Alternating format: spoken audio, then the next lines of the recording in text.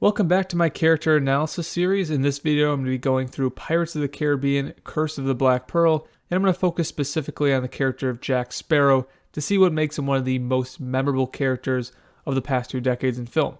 Now, the character has degraded, especially over the last 2 Pirates movies, but in Curse of the Black Pearl, he really is something special, so let's get into it.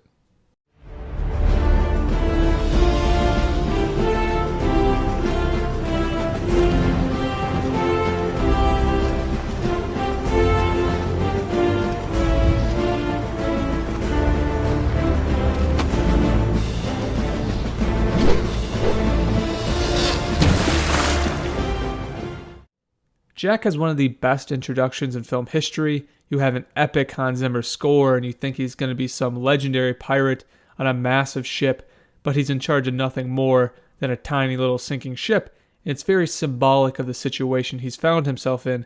He's the victim of a mutiny, he was left to die by Barbossa, and he has no powerful allies to help him take revenge on Barbossa and take back the Black Pearl. So things are going very poorly, but he still has his bravado and confidence. As Jack voyages into Port Royal, he takes a moment to honor dead pirates who are hanging near the entrance. It's kind of a humorous moment, but I think it also does show the audience early on that Jack has a stricter code of honor than the crew of the Black Pearl, and Barbossa specifically, and we'll see later that Jack does have a moral compass, especially with people he values. In one of the most important scenes in the movie, Jack talks to Will about Bootstrap Bill, his father, and he says that Bill was a pirate, but he was also a good man, and that same question can be turned on Jack, because Jack is a pirate and he's a man who takes advantage of people and takes advantage of circumstance to help himself. For instance, when he lands on Port Royal, he steals from someone right away, but not too long later he's rescuing Elizabeth in a real act of heroism, and those scenes do a lot in defining Jack as a person. Now, it's up to one's discretion to say if he's a quote-unquote good man, but I think there's a lot of evidence to suggest that he is, and Will actually believes he is by the end of the film. We get to see the gray side of Jack's moral code when he threatens Elizabeth, but also in that scene, we see how Jack has a special ability to read people and get under their skin. He catches on quickly to Norrington's affection for Elizabeth, and he plays on that, and throughout this entire film, Jack's ability to understand people and predict how they're going to react to certain circumstances, it's one of his greatest assets. One tiny example of Jack's ability comes when a group of prisoners is trying to get the dog to bring them the key to escape, and they all berate the dog, and Jack tells them, if you do it like that, he's not going to come over. And that's a little example, but I think they put it in the film just to display how Jack is smart enough to see what people, and even dogs, actually desire. Jack's fight with Will is great for a variety of reasons, but most importantly, it shows how dedicated Jack is to achieving his goals, which is again killing Barbossa and taking back the Pearl. Will pulls a sword on him and fights him to a stalemate, but Jack's pride doesn't keep him engaged in the fight. He leaves and just wants to continue on with his quest. And he also refuses to waste a bullet on Will, which is of course destined for Barbossa. Jack shows an unnatural amount of discipline throughout the film in regards to keeping that bullet with him, which shows how he's just not another pirate looking for immediate gratification in the form of money or power. After Barbossa and his men attack Port Royal, Will is of course forced to bargain with Jack, and it's a very cool scene because when Will reveals his name, you get to see how Jack processes the information, almost like a poker player when he gets his first hand. You see how Jack processes it in his head and runs through the hundreds of different ways he could use that to his advantage. Also, when Jack and Will are starting to do their plan, Jack asks Will, how far are you willing to go to save Elizabeth? And of course Will says, I'm willing to die for her. And it kind of seems like a comedic line, but Jack needs this information so he knows what to expect from Will as they continue on with their journey. When Jack and Will steal the interceptor, not only do we get one of the best shots of the modern era, but we get to see the first real prize of Jack's plans. The smile he gives in the scene is brought out from the fact that he knows how easily the military can be played and manipulated. He needed the one ship that couldn't be caught by the Royal Navy, and he gets it in the interceptor.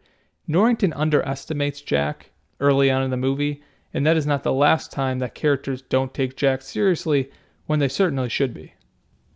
One of my favorite Jack moments comes when Will draws a sword on Jack for telling the truth about his father, and Jack does this. Put it away, son.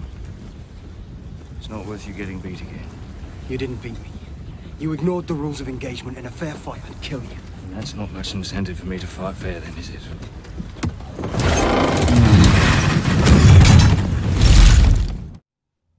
It's a pretty awesome scene. Will kind of had it coming for denying the truth, but it also shows how Jack's pragmatism is a very important feature to how he operates and how he succeeds most of the time. Now, after finding a crew and landing on the Isla de Muerta, Jack sails to shore with Will, and they have a very interesting exchange where Jack lists off how Will is well on his way to becoming a pirate like his father, and he notes how Will is obsessed with treasure as Will looks at a bunch of gold, and Will denies this, but then Jack says not all treasure is silver and gold.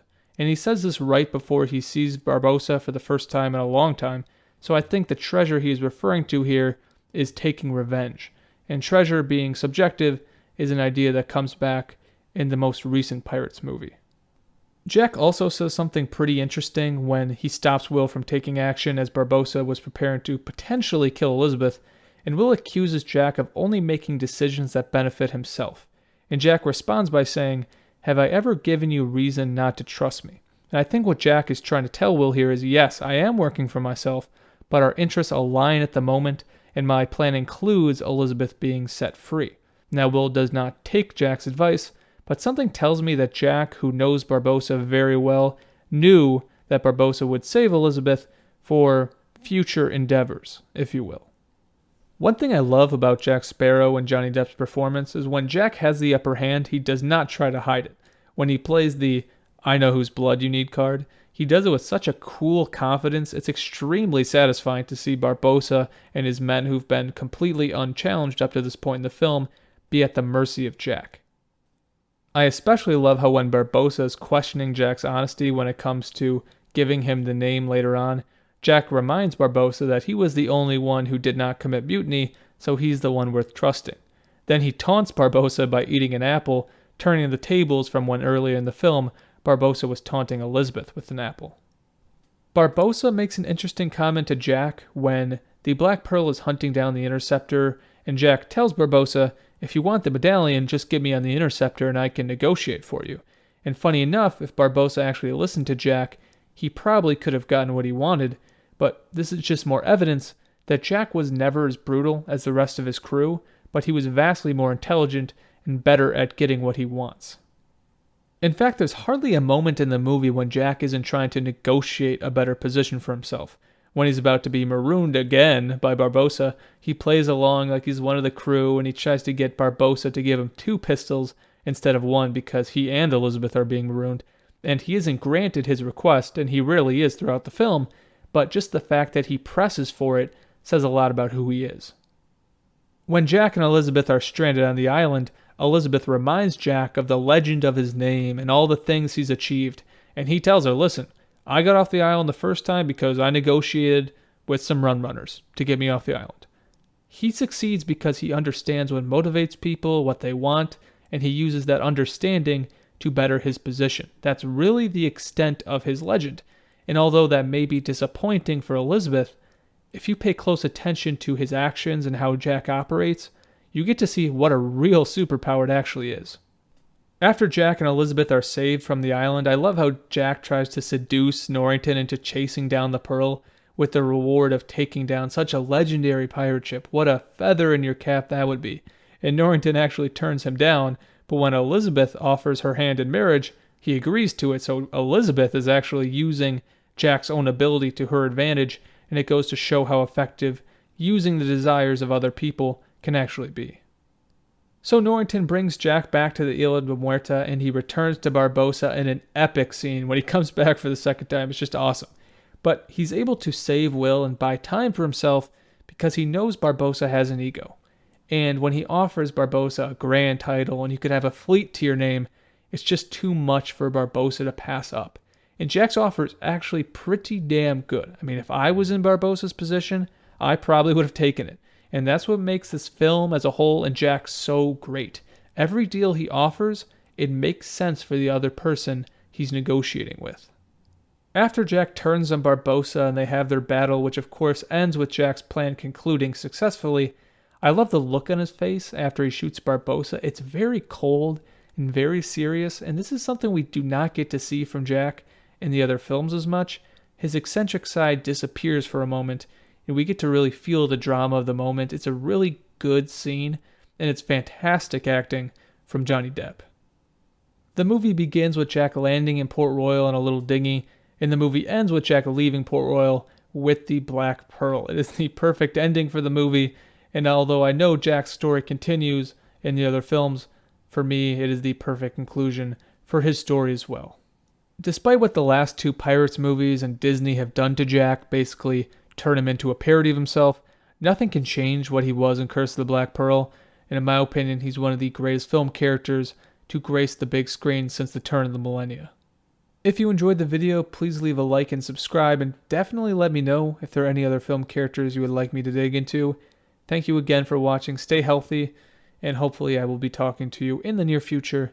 Have a good one.